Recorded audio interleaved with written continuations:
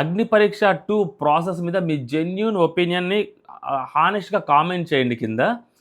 ఈ వీడియోలో నిన్న ఏదైతే ఎపిసోడ్‌లో ఈరోజు మార్నింగ్ పెట్టిన ఎపిసోడ్‌లో ఆ పాసింగ్ షాట్‌లుగా వచ్చారో చూసారా? వాళ్ళ ఆరుగురిని చూసిన తర్వాత నిజంగా చాలా బాధేసింది.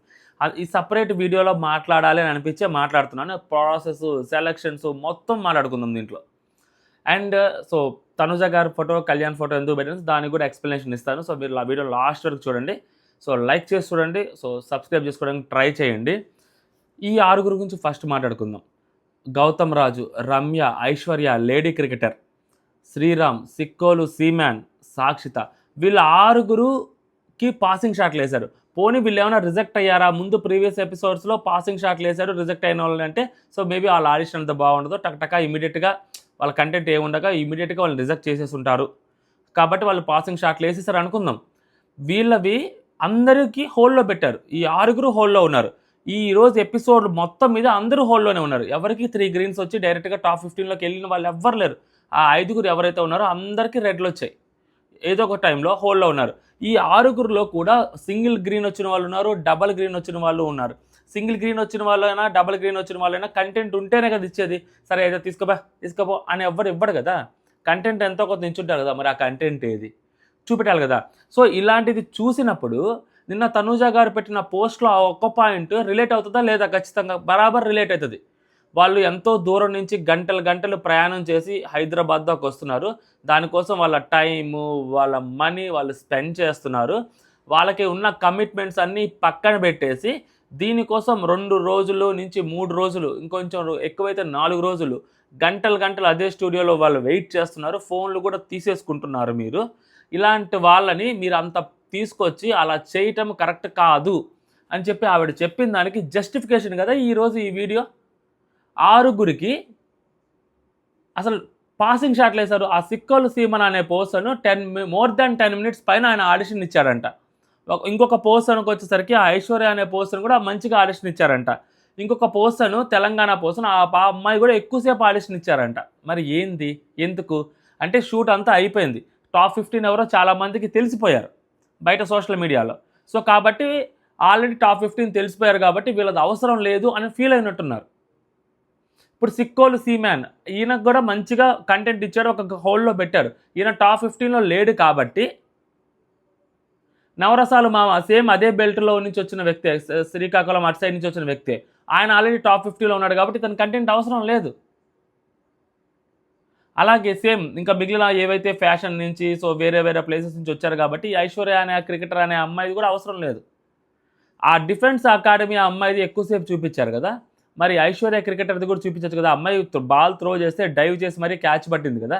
అసలు అమ్మాయి ఏంటి, ఏం మాట్లాడింది ఆడియన్స్కి తెలియాలి కదా. ఆడియన్స్కి తెలియటమే కాదు అండ్ అది మీ రెస్పాన్సిబిలిటీ కూడా. ఎందుకంటే ఒక గ్రీన్ వచ్చి హోల్డ్లో పెట్టారంటే అసలు వాళ్ళు ఎంత పర్ఫార్మెన్స్ చేసి వీళ్ళు ఒక గ్రీన్ ఇచ్చారు అని జడ్జిమెంట్ని కూడా ఇచ్చే దాన్ని ఎవాల్యుయేట్ చేసుకోవాలి కదా చూస్తున్న ఆడియన్స్.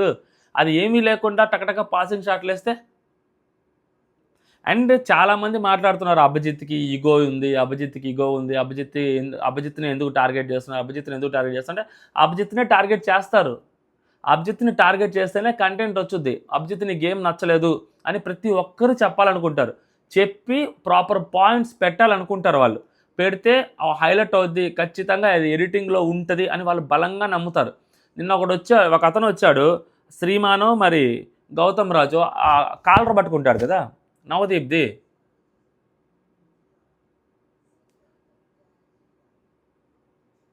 ఏముంది? ఏం లేదు. ఏమైనా ఉందా? చూపించారా? లేదు. అదే అభిజిత్ కాలర్ పట్టుకొని ఉంటే బరాబర్ చూపిస్తారు. జస్ట్ అభిజిత్ నీ గేమ్ నచ్చలేదు అని చెప్పినందుకే ఆ కంటెంట్ అంతలానే వేస్తున్నారు. అదే అభిజిత్ కాలర్ పట్టుకొని ఉంటే ఎక్కువసేపు చూపిస్తారు. అందుకని అభిజిత్ని వాళ్ళు టార్గెట్ చేస్తారు. అందుకే అభిజిత్ని వాళ్ళు క్వశ్చన్ చేస్తారు. బిందు మాధవి గురించి, నవదీప్ గురించి ఎవ్వరు మాట్లాడరు. ఎందుకు అభిజిత్ గురించే మాట్లాడతారు, అభిజిత్ని అంటారంటే అది కూడా అభిజిత్కి ఒళ్ళు మండుతూ ఉంటుంది ఒక్కొక్కసారి. నన్నే ఎందుకు టార్గెట్ చేస్తున్నారు, నన్నే ఎందుకు అంటున్నారు అని. ఎందుకంటే ఆయనకు వచ్చినంత ఫ్యాన్ బేసు, ఆయనకు యునానిమస్ ఫ్యాన్ బేస్ వచ్చింది. ఇంకొక పర్సన్ గెలిచేదానికి ఛాన్స్ లేదు అన్నట్టుగా ఆయన గెలిచాడు. అలాంటి పర్సన్ని టార్గెట్ చేస్తున్నారు. అలాంటి పర్సన్లో లూప్ హోల్స్ ఎదుగుతున్నారు. అలాంటి పర్సన్ తప్పు అని చెప్తున్నారు. ఎందుకు ఫుటేజ్ వచ్చుద్దని.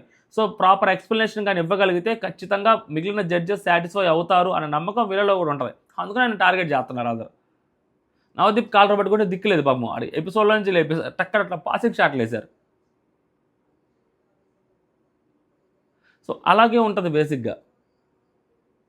అందుకనే వీళ్ళందరినీ ఇప్పుడు ఈ ఎపిసోడ్ ఎవరైతే ఈ 6 ఇచ్చారో నిజంగా వాళ్ళు పాపం చాలా ఫీల్ అవుతున్నారు. ఆ సిక్కోలు సీమన్ అనే ఆయన నిజంగా చాలా ఫీల్ అవుతున్నాడు.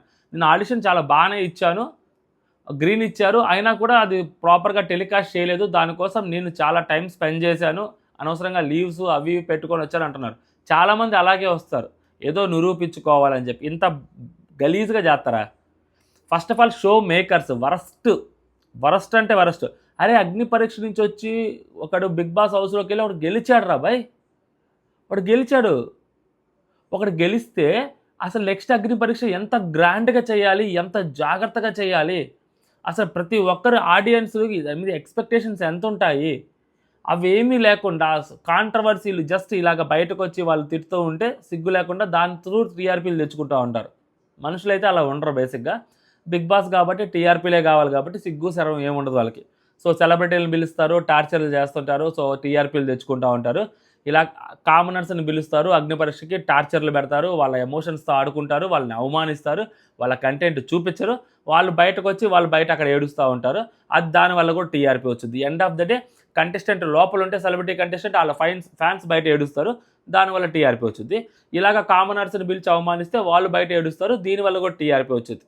మొత్తానికి టీఆర్పీ కోసం అంతే, సిగ్గు శరం ఏం ఉండదు, అవసరం లేదు, నెంబర్ వస్తే సరిపోద్ది. అరే అగ్ని పరీక్ష అనే ఒక కాన్సెప్ట్ పెట్టాము, దానికోసం ఎంతోమంది ఎన్నో నెలల నుంచి ప్రిపేర్ అయి ఉంటారు, ఖచ్చితంగా అగ్ని పరీక్ష వస్తుంది, మనం దానికోసం ఏదైనా చెయ్యాలి అని చెప్పి టైం పెట్టుంటారు, మనీ పెట్టుంటారు, కాస్ట్యూమ్స్ కోసం డబ్బులు పెట్టుంటారు, అంత దూరం రావడం కోసం వాళ్ళకి హోటల్స్కి అవి ఇవి ఒక్కటైనా కానీ రీఎంబర్స్ చేస్తారా మీరు? వాళ్ళకి ₹1 అయినా రీఎంబర్స్ చేస్తారా మీరు? ఎవ్వరికి రూపాయి కూడా రీఎంబర్స్ చేయరు కదా. సెలెక్ట్ అయిన వాళ్ళకి చేయరు, సెలెక్ట్ కాని వాళ్ళకి చేయరు. మీరు రేపొద్దున సెలెక్ట్ అయితే కూడా వాళ్ళ టెస్టులు వాళ్ళే చేయించుకోవాలి, డబ్బులు పెట్టి 10-15 వేల రూపాయలు పెట్టి డబ్బులు వాళ్ళే పెట్టి చేయించుకోవాలి. వీళ్ళందరికీ ఎంత నష్టం. నిజంగా ఏదైనా చేసే పని అయితే నిజంగా ఒక ఆడిషన్ ఇప్పిస్తున్నప్పుడు ఏదైనా ఒకటి చెయ్యాలి అని అనుకుంటే ఒక ప్లాట్ఫామ్ మీద ఇండియాస్ గాట్ లేటెంట్ అని ఒక షో జరుగుతుంటుంది, యూట్యూబ్లోను నెట్ఫ్లిక్స్లో వస్తుంటుంది, సమీర్ అయిన హిందీ షో. అతను కంటెస్టెంట్లను పిలుస్తుంటాడు, పిలిచినప్పుడు వాళ్ళు వచ్చినప్పుడు వాళ్ళ పేర్లు కింద రాస్తాడు, వాళ్ళ ఇన్స్టాగ్రామ్ ఐడీస్, బోనస్ షాట్లు వేస్తాడు, బోనస్ షాట్లు వేసినప్పుడు కూడా వాళ్ళ ఐడీస్ రాస్తారు కింద. కనీసం వాళ్ళ ఇన్స్టాగ్రామ్ ఐడీస్ అనే పెడుతున్నారు మీరు అక్కడ. ఏదో విధంగా సిక్కోలు సీమన్ అతని ఇన్స్టాగ్రామ్ ఐడి ఇది, ఇంకొక పర్సన్ అతని ఇన్స్టాగ్రామ్ ఐడి ఇది, అలా హెల్ప్ అన్న చేయొచ్చు కదా. మేబీ మీరు సెలెక్ట్ చేయకపోయినా కూడా వాళ్ళు బయటకు వెళ్ళాక వాళ్ళు ఏదో ఒకటన్నా చేసుకుంటారు కదా, కనీసం దీని త్రూ వచ్చిన పాపులారిటీ మేబీ అక్కడైనా కానీ. సో మీరు అది కూడా హెల్ప్ చేయకుండా, మీరు ఏమీ చేయకుండా మీ షో, మీ ఫార్మాటు, మీ టీఆర్పీల కోసం వాళ్ళ ఎమోషన్స్ని వాడుకోవటం ఎంతవరకు కరెక్ట్? ఇప్పుడు వీళ్ళ 6 ఎవ్వరు కూడా టాప్ 5లో లేరు. ఎవరైతే నిన్న టాప్ 5 5 యాక్ట్లు మనం చూసామో ఆ 5 యాక్ట్లు వాళ్ళందరూ టాప్ 5లో ఉన్నారు. దగ్గర ఒక లేడీ ట్రాన్స్జెండర్ తప్పితే మిగిలిన 4 టాప్ 5లో ఉన్నారు. ఈ 6 ఎవరైతే ఉన్నారో ఈ 6 ఎవరు టాప్ 5లో లేరు, సారీ టాప్ 15లో లేరు, ఎక్స్ట్రీమ్లీ సారీ, టాప్ 15లో లేరు. ఎందుకు లేరు? రేపు పొద్దున ఇది ఏదైనా జరుగుతున్నప్పుడు నువ్వు నాకు అవసరం లేదు, నాకు నచ్చలేదు అని అంటారు టక్కని. మీ గేమ్ కానీ లేకపోతే మీ టాలెంట్ కానీ లేకుంటే మీ దగ్గర నుంచి నేను అంత ఎక్స్పెక్ట్ చేసినంత ఏం లేదు, సో మీరు అంతగా ఏం అనిపించలేదు నాకు అని అంటారు. అవును మేబీ అనిపించుండకపోవచ్చేమో, అందుకనే కదా టక్టగా కట్ చేశారు కదా అని చెప్పి మనమే ఫీల్ అవుతుంటాం బేసిక్గా. అలాగే చేశారు. నువ్వు గ్రీన్ ఇచ్చావు అంటే బరాబర్ నువ్వు ఆడిషన్ చూపెట్టాలి కదా. నువ్వు గ్రీన్స్ని నువ్వు అలాగా టైంపాస్ షాట్లుగా కట్ చేస్తావు, రెడ్స్ని కట్ చేసావు అంటే ఓకే. అరే 3 రెడ్లు వచ్చిన వాళ్ళని కూడా నువ్వు క్లియర్గా చూపించి వాళ్ళ యాక్ట్ మొత్తం చూపించి అక్షయ్ రాజు లాంటి వాళ్ళందరివి నువ్వు 3 గ్రీన్లు వస్తే 3 రెడ్లు ఇచ్చావు, అయినా కానీ చూపెట్టావు. అలా 3 రెడ్లు ఇచ్చిన వాళ్ళు చాలామంది ఉన్నారు, వాళ్ళవన్నీ నువ్వు యాక్ట్లు చూపెట్టావు. సిక్కోలు సీమన్ అనే వ్యక్తికి కూడా 3 లక్షలు దగ్గర 2.5 lakhs సబ్స్క్రైబర్స్ ఉన్నారు, ఫాలోవర్స్ ఉన్నారు ఇన్స్టాగ్రామ్లో.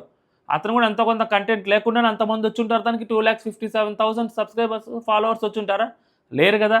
ఖచ్చితంగా ఏదో కొంత టాలెంట్ ఉంటుంది కదా. మరి ఆ టాలెంట్లో 1% కూడా చూపించకుండా ఉండుంటాడా? చూపించుంటేనే కదా. అక్షయ్ రాజుకి 3 రెడ్లు వచ్చాయి, సిక్కోలు సీమన్కి 1 గ్రీన్ వచ్చింది. మరి 1 గ్రీన్ వచ్చినప్పుడు సిక్కోలు సీమన్ది మీరు చూపెట్టాలి కదా. మనుషులైతే చూపెడతారు. చెప్పాను కదా! టీఆర్‌పీలు, ఆ నంబర్‌లు తప్పితే హ్యూమన్ ఎమోషన్స్‌కి జీరో వాల్యూ ఉంటది బిగ్ బాస్‌లో. గెలిచిన విన్నర్‌కైనా అదే వాల్యూ ఉంటది. గెలవని వాళ్ళకైనా అదే వాల్యూ ఉంటది. కామనర్స్‌కైనా అదే వాల్యూ ఉంటది. సెలబ్రిటీస్‌కైనా అదే వాల్యూ ఉంటది. Big boss సెలబ్రిటీస్‌ని ఎత్తేస్తాడు. కామనర్స్‌ని తొక్కేస్తాడు లేదు. సెలబ్రిటీస్ అయినా అదే టార్చర్ ఉంటది. ఇదిగో కామనర్స్ అయినా అదే టార్చర్ ఉంటది. ఆళ్ళకి కావాల్సింది వీళ్ళ ఎమోషన్స్‌ని ట్రిగ్గర్ చేసి వీళ్ళని ఎంత ఏడిపిస్తే వీళ్ళ కోసం బయట ఎవరైనా స్టాండ్ తీసుకుంటే లేదా వాళ్ళ కోసం వాళ్ళే స్టాండ్ తీసుకుంటే మనకు బయట టీఆర్‌పీ వచ్చుద్ది. మనకు ఆ షో గురించి తెలుసుద్ది. స్టార్ మాలో టెలికాస్ట్ అవుతుంది. సో, టెలికాస్ట్ అవ్వాలి. టీవీలో టెలికాస్ట్ అవ్వాలంటే ఇదంతా వైరల్ అవ్వాలి. సో, వైరల్ అయితే మాత్రం జనాలకి ఎక్కువ మందికి రీచ్ అయితది అని చెప్పి చేస్తారు అంతే. అందుకని ఇలాంటి పెద్ద పెద్ద ఇన్‌స్టాగ్రామ్ ఇన్‌ఫ్లుయెన్సర్‌లని కూడా లాస్ట్ టైమ్ ఎప్పుడు సెలెక్ట్ చేయంది. ఈసారి సెలెక్ట్ చేసి చాలా మందిని రిజెక్ట్ చేసి వాళ్ళ ఇన్‌స్టాగ్రామ్‌లో వాళ్ళు మాట్లాడేలాగా చేశారనమాట ఇదంతా. ఓ ప్రాపర్ ప్లానింగ్‌తో చేస్తున్నారు. దానికి బిగ్ బాస్‌కి టీఆర్‌పీలు రావాలంటే సెలబ్రిటీలను వాడుకున్నట్టు ఇక్కడ ఇన్‌స్టాగ్రామ్ ఇన్‌ఫ్లుయెన్సర్‌లని వాడుకున్నారు కామనర్స్‌ని. సో, అందరిని వాడేస్తారు. ఎవ్వరిని వాడకుండా ఉండరు బిగ్ బాస్ వాడు. వాడికి కావాల్సిన రేటింగ్ కోసం ఎవ్వరినైనా వాడతాడు. జడ్జెస్ మొనాటిని వచ్చేసింది క్లియర్‌గా అనవసరంగా పెట్టారు. మళ్ళీ సేమ్ రిపీట్.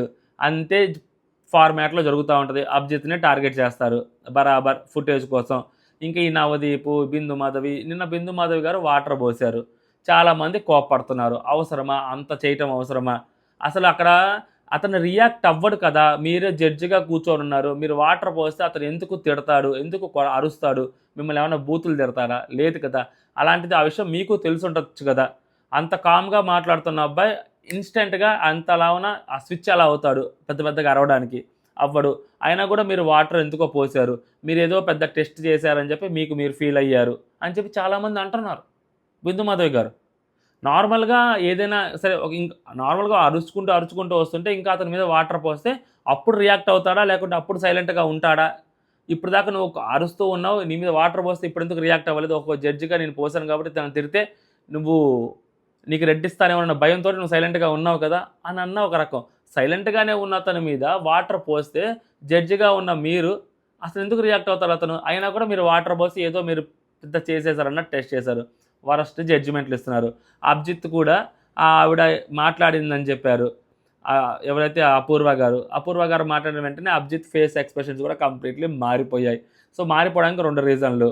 ఒకటి అతన్నే టార్గెట్ చేస్తుంటారు. ఎందుకంటే అది ఒక్కొక్క రోజు జరిగిన షో మనకి కలగాపులగం బిస్మిల్లా బాత్ లాగా చూపిస్తుంటారు. డ్రెస్సులు మారుతుంటాయి. కాస్ట్యూమ్స్ చూస్తుంటాం కదా! సో, ప్రతిరోజు నన్నే టార్గెట్ చేస్తున్నారు ఎవరొకరొచ్చి. మొన్న బామ్మ వేషంలో వచ్చిన ఆవిడ నేను మో మో ముసలావిడని నేనే అటు ఇటు తిరుగుతా ఉంటాను, పరిగెత్తా ఉంటాను. నువ్వసలు కనీసం అలాంటి నేను చేసినంత కష్టం నువ్వు చేయట్లేదు. కాముగా కూర్చొని గెలిచావన్నారు. ఇప్పుడు ఈవిడొచ్చి ఇలాగే మాట్లాడారు.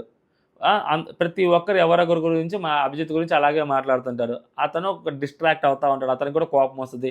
End of the day Abhijit ఏమి దేవుడేం కాదు. అతను కూడా మనిషే. అతను గెలిచాడు. విన్నర్ అయ్యాడు. అతని గేమ్‌ని గుచ్చి మాట్లాడుతా ఉంటే ఎంత జడ్జిగా ఉన్నా కూడా అతనికి కూడా కోపమొస్తది. నార్మల్ జడ్జెస్‌గా ఉన్న వాళ్ళే హైకోర్ట్‌లో ఆళ్ళని తిడితే ఆళ్ళకి కోపమొస్తున్నప్పుడు అభిజిత్‌కి కోపం రాకుండా ఉండటంలో తప్పే ఉంది. బరాబర్ వచ్చుద్ది. బట్ అతనేంటంటే అతని కోపాన్ని టూ మచ్‌గా చూపెట్టడు. మొహం అయితే ఎక్స్‌ప్రెషన్ మారిపోద్ది. దాని తర్వాత ఇంకో జడ్జిమెంట్స్ ఇచ్చేటప్పుడు కొంచెం వెరైటీగా జడ్జిమెంట్స్ ఇస్తాడు. నిన్న అపూర్వకి ఇచ్చిన జడ్జిమెంట్ కూడా కంప్లీట్‌లీ కొంచెం డిఫరెంట్‌గా ఇచ్చాడతను. ఇలానే ఉంటది. ఇంక ఈళ్ళిద్దరి సంగతి చెప్పాల్సిన అవసరం లేదు. ఈళ్ళిద్దరూ ఒక జోన్‌లో ఉంటరు. బిందు మాధవి, నవదీప్.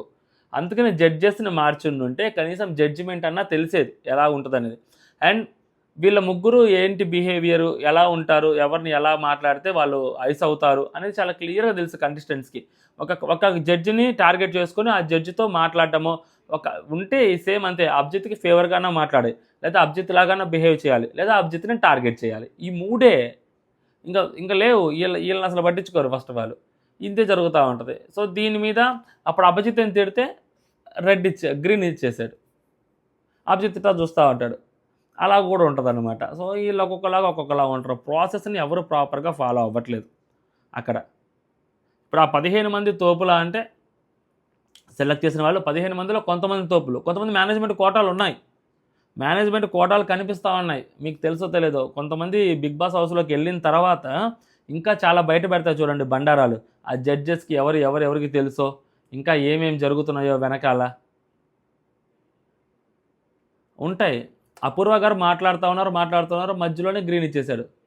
అది ఆనందంతో గ్రీన్ ఇచ్చారనుకోవాలా ఇంకా దేంటి ఏమో మరి. అంటే ఇలాంటివి ఇంకా చాలా జరుగుతూనే ఉంటాయి పోయే కొద్దీ. ఇది సెలెక్ట్ చేసేటప్పుడు కూడా ఆ టాప్ 15 సెలెక్ట్ చేసేటప్పుడు కూడా గాయత్రి గారిని సెలెక్ట్ చేసేటప్పుడు ఆ పెద్ద కాంట్రవర్సీ ఉంటుంది. అది కూడా చూద్దాం చూడండి.